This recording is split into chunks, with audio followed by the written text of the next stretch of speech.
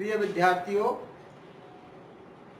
आज मैं MEd second year के लिए आपको वीडियो लेकर के आया हूं और आज का मेरा जो सब्जेक्ट है वो है टीचर एजुकेशन, अध्यापक शिक्षा।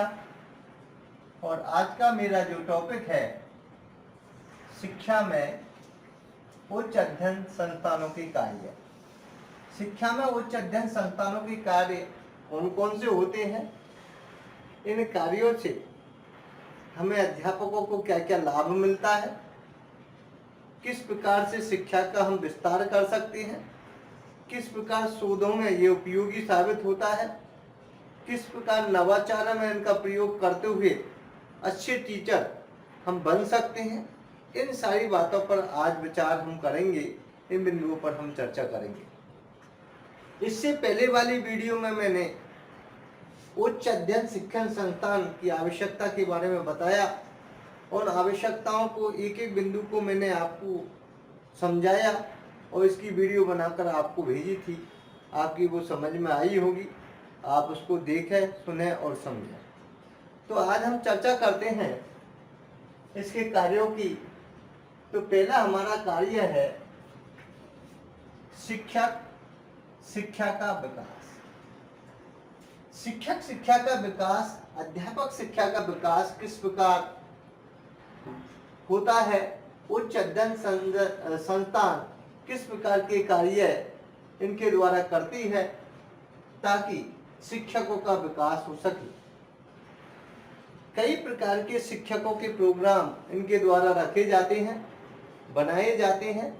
उन प्रोग्राम के अंतर्गत जो हमारे प्रशिक्षणार्थी हैं, जो शिक्षक बनना चाहते हैं, जो शिक्षक बनने के लिए प्रशिक्षण प्राप्त कर रहे हैं, उन अध्यापकों के लिए उच्च अध्ययन संस्थानों के द्वारा विभिन्न प्रकार के कार्य, विभिन्न प्रकार के प्रोग्राम, विभिन्न प्रकार के जो प्रशिक्षण के कार्यक्रम रखे जाते हैं, उन प्रशिक्षणों से जुड़ कर के हम शिक्षक शिक्षा कार्यक्रम का विकास हम कर सकते हैं। ऐसे शिक्षक शिक्षा के कार्यक्रम रखे जाते हैं जहाँ पर शिक्षा में गुणात्मक सुधार हो, शिक्षण स्तर का सुधार हो, विभिन्न विधि प्रविधियों का उनका ज्ञान प्राप्त हो, विभिन्न प्रकार के नवाचार किस प्रकार से वो पढ़ा सके, नवाचारों के माध्यम, ये सारे प्रोग्राम उनके द्वारा बताए जाते हैं। इसलिए हम उच्च अध्ययन संस्थानों के कार्यों की बात करते हैं तो शिक्षक शिक्षा का जो विकास है कई प्रकार से मायने रखता है। आज शिक्षक के बारे में उन संस्थानों में शिक्षक की पृष्ठभूमि से लेकर के विकास की ओर जो भी कार्यक्रम रखे जाते हैं, उन कार्यक्रम में सारी बातें बताई जाती है। प्राचीन समय में हमारे शिक्षक कैसे थे, मध्यकाल में कैसे थे और वर्तमान में हमें कैसे शिक्षकों की आवश्यकता आज हम समय के अनुसार पड़ रही है। इसलिए जो भी प्रोग्राम रखा जाते हैं वे शिक्षक शिक्षा के विकास के लिए उच्च अध्ययन संस्थानों के द्वारा बहुत ही कार्य किए जाते हैं ताकि इनका लाभ उठाते हुए शिक्षक विकास कर सके और अपने शिक्षा के रोजगार को उन्मुख बना सके। ये सारे कार्य उच्च अध्ययन संस्थानों के द्वारा माने जाते हैं। दूसरा है शिक्षक शिक्षा का विस्तार। शिक्षक शिक्षा का विस्तार भी इन संस्थानों के द्वारा कार्यों के द्वारा माना जाता है। किस प्रकार से हम शिक्षक शिक्षा का विस्तार करें, बढ़ावा दें। हम कई प्रकार से ऐसे प्रोग्राम चलाते हैं ताकि शिक्षक शिक्षा का विकास हो सके, विस्तार हो सके। वो इन जो अध्यापक बनना चाहते हैं वाकई उनके लिए हमें शिक्षकों का विस्तार की योजना बनानी चाहिए। ऐसी योजना जो भी उच्च अध्ययन संस्थानों के द्वारा बनाई जाती है, ऐसे शिक्षक जो भावी शिक्षक हैं, जो शिक्षक बनना चाहते हैं, वो शिक्षकों के लिए कई प्रकार की ऐसी योजना इन संस्थानों के द्वारा चलाई जाती है ताकि उन शिक्षकों में वो गुण विकसित हो सके जो समाज के लिए हितकर हो, बालकों के लिए ज्ञानवर्धक में काम आए और कई प्रकार देश की तरक्की में वो उपयोगी साबित हो सके। इन सारी बातों पर शिक्षक शिक्षा के विस्तार की ये बातें उसके अंतर्गत बताई जाती है। कई प्रकार के दूरवर्ती शिक्षा कार्यक्रम के अंतर्गत भी हम इनके विस्तार की बातें कर सकते हैं। कई प्रकार से ऐसे प्रोग्राम बनाते जन चेतना के कार्यक्रम रख सकते हैं ताकि शिक्षक शिक्षा का विस्तार उन जन चेतनाओं को फैला करके जन चेतनाओं के माध्यम से इनका विकास किया जाता है ताकि शिक्षक के बारे में, जो अध्यापकों के बारे में लोगों की सोच है, वो और विस्तार पूर्वक बढ़ सके, अच्छी बन सके और उन पर जो विश्वास करते हुए हमारे बालकों को पढ़ाई के लिए स्कूलों से जोड़ सके और उनका विस्तार हो सके। ऐसे सारे कार्यक्रम जो भी संस्थानों के द्वारा, उच्च अध्ययन संस्थानों के द्वारा ये कार्य किए जाते हैं। इसलिए शिक्षक का विस्तार बहुत ज़्यादा इन संस्थानों के द्वारा किया जाता है। ऐसे कार्यों के लिए किया जाता है ताकि कई प्रकार के ऐसे महत्वपूर्ण कार्यों से उनसे जोड़ करके, दूरवर्ती कार्यक्रमों से जोड़ करके, दूरदर्शन कार्यक्रमों के जोड़ करके कई ऐसे प्रोग्राम रख करके इनका विकास किया जा सकता है। तीसरा है शोध कार्यों का विकास। शोध कार्यों का विकास भी उच्च अध्ययन संस्थानों के कार्यों के में सम्मिलित होता है। शोध कार्यों का विकास भी उनके द्वारा किया जाता है। आज आप देखते हैं समस्याएं बहुत हैं, शिक्षा के क्षेत्र में कई प्रकार की नवीन समस्याएं आ रही है।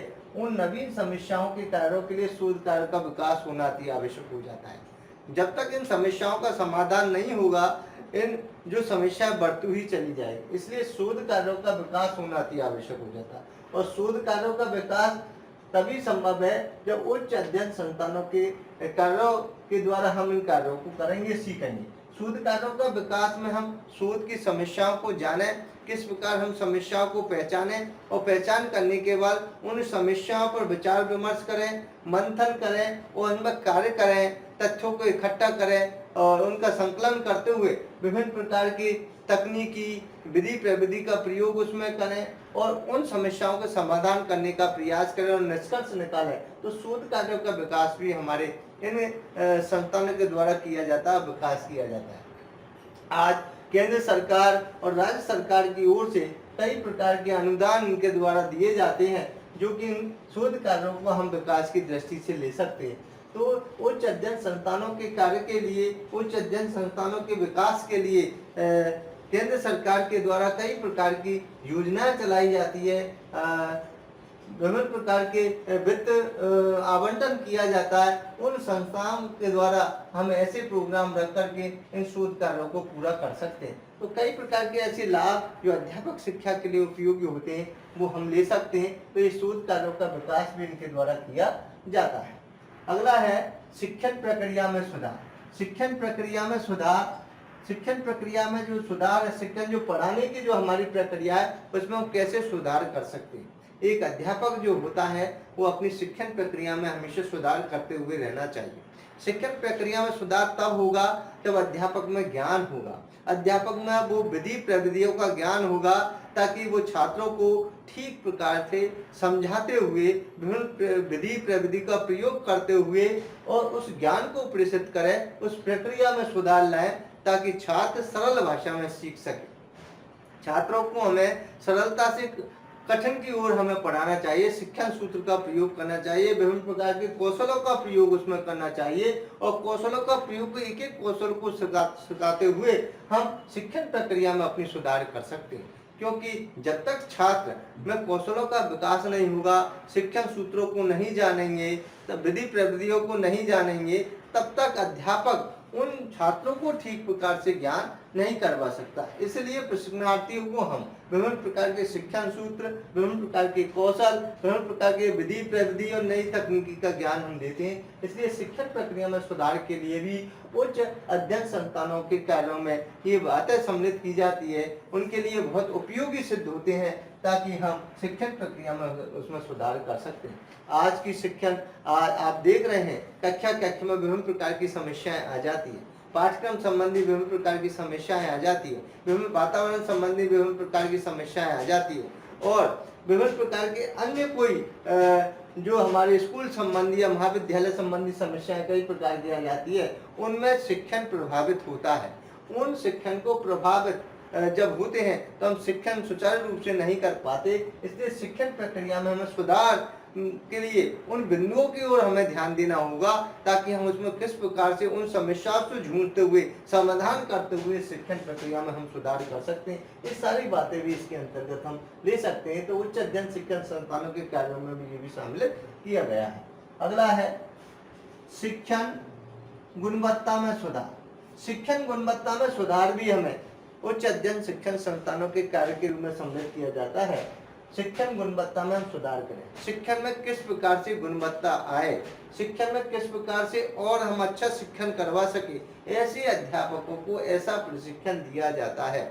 अध्यापक शिक्षा के माध्यम से हम ये बताना चाहते हैं कि हम उन अध्यापकों को तैयार करते हैं जो सर्वगुण हो, अच्छे गुणवान हो, उनमें सभी गुण विकसित हो, जो बालकों का सर्वांगीण विकास कर सके। ऐसे शिक्षण गुणवत्ता में सुधार के लिए अच्छे तकनीकी के द्वारा, अच्छे नवाचारों के द्वारा, अच्छी आरोह अवरोह के द्वारा, अच्छी विभिन्न प्रकार के कौशलों के द्वारा अच्छा ज्ञान छात्रों को मिल सके और बालकों का सर्वांगीण विकास हो सके, ऐसे जो शिक्षण गुणवत्ता में सुधार की बातें भी उच्च अध्ययन संस्थानों के कार्यों में सम्मिलित किया गया, इनमें बातें बताई गई है। इसलिए हम शिक्षण में गुणवत्ता में सुधार लानी चाहिए। हमारा जो शिक्षण कराने का, अध्यापकों का शिक्षण कराने का जो तरीका है, उसमें हमेशा सुधार करने चाहिए। पाठ की तैयारी करके वो कक्षा में जाना चाहिए, विषय वस्तु का ज्ञान उसको होना चाहिए और व्याख्यान पद्धति से उन्हें पढ़ाना चाहिए। व्याख्यान पद्धति में ये होता है, हमारा समय में कम समय में ज़्यादा से ज़्यादा विषय वस्तु हम छात्रों के समक्ष प्रस्तुत कर सकते हैं। ऐसा ज्ञान तभी देना चाहिए जब वो देगा, ऐसा अध्यापक ज्ञान तभी देगा जब अध्यापक में ये गुण विकसित होंगे। व्याख्यान वही अध्यापक दे सकता है जिसमें विषय वस्तु का ज्ञान हो। इसलिए शिक्षण गुणवत्ता में सुधार की बहुत आवश्यकता होती है, इसलिए उच्च अध्ययन संस्थानों के कार्यों में सम्मिलित किया गया है। अगला है शिक्षण में नवीन तथ्यों का समावेश। शिक्षण में नवीन तथ्यों का समावेश भी हमें बताया गया है। शिक्षण में नवीन तथ्यों का समावेश हमें करते रहना चाहिए। आज आप देखते हैं प्राचीन समय का पढ़ाने का तरीका अलग था और अब वर्तमान में जो शिक्षण का कार्य है वो अलग माना जाता है। आज नवाचारों के द्वारा शिक्षा हो गई, तकनीकी के द्वारा शिक्षा हो गई, विभिन्न प्रकार के प्रोजेक्ट माध्यमों से शिक्षा हो गई, विभिन्न प्रकार के ऑनलाइन क्लासेज आप देख रहे हैं। तो कई प्रकार के शिक्षा में नवीन तथ्यों का समावेश दिनों दिन बढ़ता हुआ जा रहा है। जैसे जैसे समय और परिस्थिति बदलती जा रही है, हमारे शिक्षण में भी हमें बदलाव लाना चाहिए। अध्यापक का परम कर्तव्य होता है कि अपने पाठ्य वस्तु है या अपने पढ़ाने का तरीका है, उसमें निरंतर वो परिवर्तन लाता रहे, निरंतर उसमें सुधार करता रहे और ज्ञान में वृद्धि करते हुए जाए, ताकि छात्रों को वो अच्छे से अच्छा ज्ञान दे सके और छात्र भी सर्वांगीण विकास की ओर जाते हुए समाज एवं राष्ट्र के निर्माण में भागीदार बन सके। ऐसे शिक्षण में नवीन तथ्यों का समावेश भी हमें समय समय पर करते रहना चाहिए। तो शिक्षण में एक अध्यापक का परम दायित्व होता है कि शिक्षण में हमेशा नवीन तथ्यों का समावेश करें, नवीन गुणों में वो प्रवेश हो, नवीन जानकारी उसमें समाहित करें और अपने नोट्स को अपडेट करते रहे, अपने नोट्स को अच्छे बनाते रहे, उसमें भी नए विचारधारा उसमें जोड़ें, ताकि हम उनसे आगे आने वाले समय के अनुसार या अब जो वर्तमान में समय चल रहा है उसके अनुसार छात्रों का अच्छा ज्ञान दे सके। ये सारी बातों पर अगर हम बात करें तो उच्च अध्ययन संस्थान ये हमें सिखाती है कि अध्यापकों के लिए बहुत सी नवीन तथ्यों के समावेश की बात में इसमें सिखाई जाती है। और उच्च अध्ययन शिक्षण संस्थान का कार्य होता है कि समय समय पर अध्यापकों का वो प्रशिक्षण, सेमिनार, वर्कशॉप, विभिन्न प्रकार के जो अन्य जो कार्यक्रम है वो रखे जाएं, ताकि अध्यापक उन समस्याओं को वहाँ पर समाधान का तरीका सीख सके और अपने शिक्षण में नवीन तथ्यों का समावेश वो कर सके। ये सारी बातें तभी संभव होगी जब हम उच्च अध्ययन संस्थानों से जुड़ेंगे, उनके कार्यों को जानेंगे, उन कार्यों की महत्वता को जानेंगे, सेमिनार वर्कशॉप में हम प्रवेश करेंगे और प्रवेश करते हुए अपने जो कार्यक्रम है उसको बढ़ावा हम देंगे। तो कई प्रकार के ऐसे कार्यक्रम हैं जहाँ चलते रहते हैं, उनमें हमें भाग लेना चाहिए और हमें भाग लेते हुए हमें शिक्षण में अच्छा सुधार करना चाहिए। अगला है शिक्षण समस्याओं का समाधान। शिक्षण समस्याओं का समाधान करने के लिए भी हमें जो हमारे शिक्षण में अध्यापक के लिए कई प्रकार की जब वो पढ़ाता है, कई प्रकार की समस्याएं उसके संबंध में आ जाती है, उन समस्याओं का समाधान वो किस प्रकार से कर सकता है।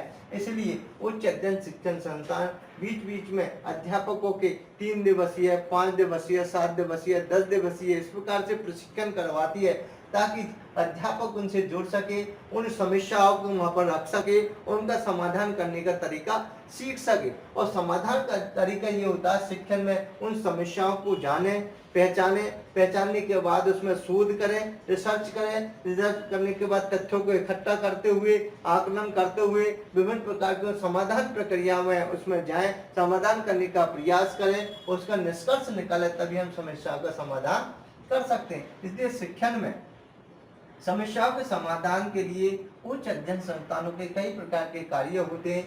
ऐसी कई प्रकार की बातें उसमें बताई जाती है, जहां पर हम समस्याओं को रख करके विद्वान साथियों से मिलकर के, विद्वान प्रोफेसरों से संपर्क करते हुए उन समस्याओं का हम समाधान कर सकते हैं और अच्छा शिक्षण हम कराएं। इसका समाधान के लिए वो हमें गाइडेंस प्रदान करेंगे, ताकि हम छात्रों की या विद्यालय की या शिक्षण की समस्याओं को दूर करते हुए उनकी समस्याओं का समाधान कर सकते हैं। इसलिए शिक्षण समस्याओं के समाधान के लिए उच्च अध्ययन संस्थानों के बहुत से कार्य माने जाते हैं। इनसे जुड़ करके हम कई प्रकार के कार्य कर सकते हैं। तो ये सारी बातें भी इसके अंतर्गत बताई जाती है। शिक्षा में तकनीकी का प्रयोग, आज शिक्षा में आप जान रहे हैं कि बहुत सी तकनीकी का प्रयोग किया जा रहा है शिक्षा में निरंतर, क्योंकि आज वैज्ञानिक युग है, तकनीकी का युग है, आज नवाचारों का युग है, विद्यार्थी तकनीकी से जुड़ चुके हैं, आज का युग तकनीकी से जुड़ चुका है, इसलिए शिक्षा में भी तकनीकी का प्रयोग होने लग गया है। आज तकनीकी शिक्षा विद्यार्थियों को दी जा रही है, आज कंप्यूटर की शिक्षा दी जा रही है, कंप्यूटर से पढ़ाई करवाई जा रही है, ऑनलाइन पढ़ाई करवाई जा रही है, प्रोजेक्टर के द्वारा पढ़ाई करवाई जा रही है, OHP के माध्यम से पढ़ाई करवाई जा रही है, या विभिन्न प्रकार के और अन्य तकनीकी साधनों के अंतर्गत पढ़ाई करवाई जा रही है। तो कई प्रकार की शिक्षा में तकनीकी का प्रयोग समय समय पर किया जा रहा है। इसके लिए भी उच्च अध्ययन संस्थानों की बहुत ही महत्वपूर्ण भूमिका होती है, उनके कार्य होते हैं। इसलिए अध्यापक को इन तकनीकी माध्यमों का प्रयोग करना आना चाहिए। इन संस्थानों के द्वारा अध्यापकों को इस प्रकार से तैयार किया जाता है, इस प्रकार से प्रशिक्षण दिया जाता है, ताकि शिक्षा में तकनीकी का प्रयोग वो अध्यापक कर सके, उस तकनीकी से वो जुड़ सके, उन तकनीकों का प्रयोग वो कर सके। इसलिए अध्यापकों को तकनीकी का ज्ञान इसमें दिया जाता है। आज B.Ed हो या STC हो या M.Ed हो, इसमें जो भी हम शिक्षा के क्षेत्र में विद्यार्थियों को जो ज्ञान दे रहे हैं, उसमें तकनीकी का ज्ञान जरूर दे रहे हैं। इसलिए बालक उन तकनीकी के ज्ञानों से जानकारी मिल सके उनको, और तकनीकी की शिक्षा उनको प्राप्त करते हुए जो भी अध्यापक बनना चाहे उन तकनीकी ज्ञान का प्रयोग करके अच्छा अध्यापक वो बन सके और आने वाले समय में वो विद्यार्थियों को अच्छा पढ़ा सके। ऐसे जो है कार्यक्रम वो शिक्षा में तकनीकी के प्रयोग के लिए उच्च अध्ययन संस्थानों के कार्यों में ये सारी चीजें बताई गई। इसलिए हमें हर अध्यापक को तकनीकी के ज्ञान से जुड़ना चाहिए, ताकि वो ज्ञान आगे बढ़ता हुआ विद्यार्थी तक पहुंचे और विद्यार्थी इनका सही उपयोग लेते हुए, सही प्रयोग करते हुए समाज और राष्ट्र में वो सही अपनी भूमिका निभा सके। अगला है शैक्षिक प्रबंधन का ज्ञान। शैक्षिक प्रबंधन का ज्ञान भी हमें कई प्रकार से उच्च अध्ययन संस्थानों के द्वारा सिखाया जाता है। शैक्षिक प्रबंधन प्रधानाध्यापक के लिए, प्रधानाचार्य के लिए और हमारे जो भी अध्यापक है उनके लिए उसका ज्ञान होना चाहिए, जो भी स्टाफ है उनके लिए ज्ञान होना चाहिए। शैक्षिक प्रबंधन का ज्ञान प्रधानाचार्य अध्यापक इसलिए होना चाहिए कि किस प्रकार हम शिक्षा का प्रबंधन करें, किस प्रकार की उसकी रूपरेखा बनाएं, किस प्रकार उसकी व्यवस्था करें, किस प्रकार से हम शैक्षिक प्रबंधन करते हुए विषय वस्तु, किस प्रकार से हम टाइम टेबल बनाएं, उसका किस प्रकार प्रबंधन करें, उसका संचालन किस प्रकार से करें। ये सारी बातें हमारे उच्च अध्ययन संस्थानों के द्वारा उनको सिखाई जाती है, उन प्रशिक्षण में बताई जाती है, उन महाविद्यालय में जो पढ़ने वाले प्रशिक्षणार्थियों को बताई जाती है, ताकि उच्च अध्ययन शिक्षण संस्थान इनसे जो जुड़े हुए छात्रों को ये प्रबंधन का कार्य उनको बता सके, ताकि आने वाले जो भविष्य में आने वाली घटनाएं को वो पहले ही जानकारी मिल जाए और वो ठीक प्रकार से स्कूलों का प्रबंधन ठीक प्रकार से कर सके। इसलिए शैक्षिक प्रबंधन शिक्षा के क्षेत्र में आने वाले जो करने वाला जो कार्य है, प्रबंधन का कार्य, उसको वो ठीक प्रकार से समझ सके और सीख सके। ऐसे ज्ञान प्रदान करने के लिए हमें उच्च अध्ययन संस्थानों की आवश्यकता, कार्यों की आवश्यकता पड़ती है और कार्य बताए गए। इसलिए हमें शैक्षिक प्रबंधन का ज्ञान उन अध्यापकों, स्टाफ को या उन आचार्य को, प्रधान अध्यापकों को देना चाहिए, ताकि वो उनकी व्यवस्था ठीक प्रकार से कर सके और विद्यार्थियों की व्यवस्था, स्कूल की व्यवस्था सुचारू रूप से चल सके, इसलिए शैक्षिक प्रबंधन का ज्ञान भी उनको उच्च अध्ययन शिक्षण संस्थान के द्वारा कार्यों में बताया गया है। अगला है कौशलों का विकास। कौशलों का विकास भी कई प्रकार से बहुत महत्वपूर्ण भूमिका हमारी निभाता है। इन संस्थानों के द्वारा विभिन्न प्रकार के कौशलों का विकास किया जाता है। आज आप देख रहे हैं हर विद्यार्थी में कौशलों का गुण विकसित किया जाता है। कौशलों का विकास होना विद्यार्थी में जरूरी हो जाता है।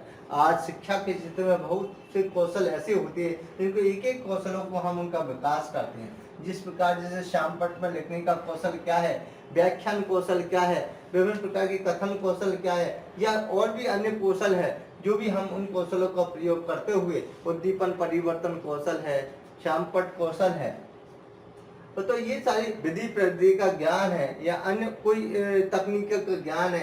इस प्रकार के कौशलों के विकास में कई प्रकार से सहयोगी प्रदान करते हैं। तो इन कौशलों को देखते हुए हम किस प्रकार से हम अपने जो अध्यापक शिक्षा के कार्यक्रम है उनको बढ़ावा दे सकते हैं। इसलिए शिक्षा के क्षेत्र में, शिक्षा में उच्च अध्ययन संस्थानों के कार्यों में हम ये देख सकते हैं कि अध्यापक शिक्षा का जो कार्य है उसमें उच्च अध्ययन शिक्षाओं की कई भूमिका होती है और उन भूमिकाओं को निभाते हुए हम कई प्रकार के कार्यक्रम करने का प्रयास करते हैं। तो आज मैंने जो शिक्षा के क्षेत्र में, अध्यापक शिक्षा के क्षेत्र में उच्च अध्ययन संस्थानों के जो कार्य है उसमें मैंने बताने का आपको प्रयास किया है और आपको एक एक बिंदु लेकर के मैं चलाऊं, जिसमें मैंने पूरी चीज आपको डिटेल और धीरे धीरे और अच्छी तरीके से समझाने का प्रयास किया है। तो मैं पुनः आपको एक बार दोबारा से इसको विकास की ओर या पूर्ण समझाने का प्रयास करूं।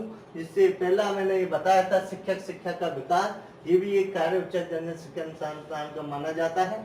शिक्षक शिक्षा का विस्तार ये दूसरा कार्य है। तीसरा शोध कार्यों का विकास ये तीसरा कार्य है।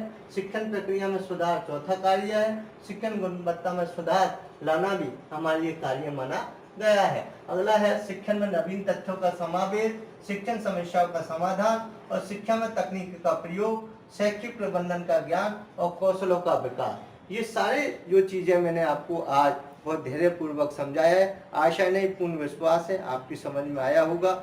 जय आएगा। जय हिंद, जय भारत, नमस्कार, धन्यवाद।